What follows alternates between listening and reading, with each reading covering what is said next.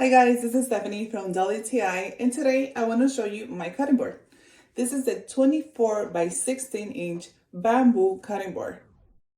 I mostly use it for charcuterie boards. I love to do them, especially when I have big family gatherings. I can have a big plate of cheese and cold cuts and fruits and veggies, and I love it. Usually when I have family over, they compliment my board because they've never seen something this big.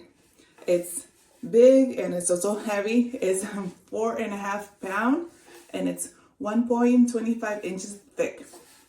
I love this cutting board.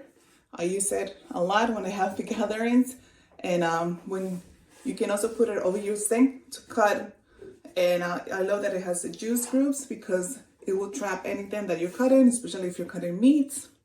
And I'm sure you guys are gonna love this board as much as I do. But that is just my point of view.